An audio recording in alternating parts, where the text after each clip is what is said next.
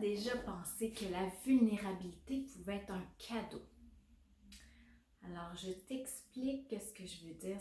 Moi, en 2010, là, la vie m'a offert un beau cadeau. En fait, j'ai barré dans le dos. Alors, comment ça peut être un cadeau? C'est que ça m'a permis de faire l'expérience de rencontrer ma vulnérabilité. À l'époque, j'étais mère de 3 enfants, en fait, qui étaient ados, avec plein d'activités, une vie très remplie. On avait une entreprise familiale à laquelle je participais, en plus de développer mon entreprise en massothérapie. Bref, je vous laisse imaginer le quotidien qui était assez intense, les journées longues, les nuits plus courtes, je dormais très bien, je vous garantis. Et un matin, en septembre, je passais ma balayeuse et mon dos a complètement barré. Et pendant 2 mois, j'ai continué à aller travailler jour après jour en me disant que ça allait passer.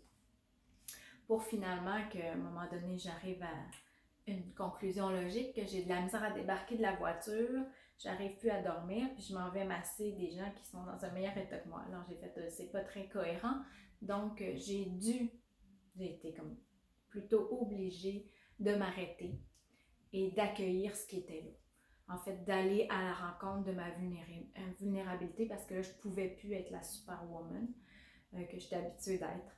Donc, je me suis offert une présence aimante, chose que je n'avais probablement jamais fait parce que tout se tournait vers l'extérieur pour moi. Je m'occupais de tout le monde en pensant que moi, je n'avais pas besoin de cette attention-là.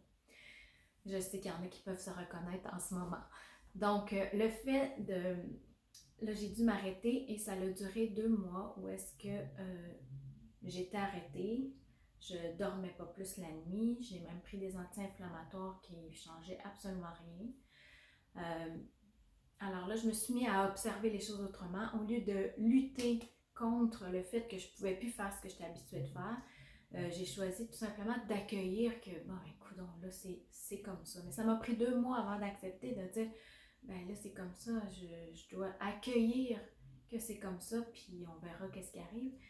Et ça m'a permis, je dirais, ça a été un privilège pour moi de vivre ça parce que ça m'a permis de comprendre que quand on accueille la charge, peu importe la forme de souffrance qui se présente à nous, eh bien, qu'on est dans l'accueil sans vouloir contrôler ou sans vouloir donner notre direction à ce qui se passe, mais qu'on se met plutôt à l'écoute de la direction que la vie a pour nous, eh bien là, il y a quelque chose qui bascule.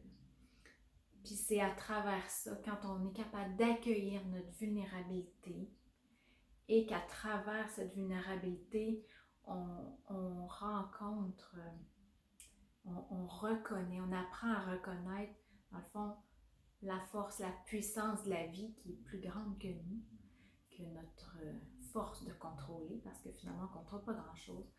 Alors, c'est au moment où on accueille cette vulnérabilité-là qu'on peut vraiment reconnaître qui nous sommes, c'est-à-dire que la vie qui nous anime est bien plus grande que ce que l'on croit être, que le personnage auquel on s'est identifié.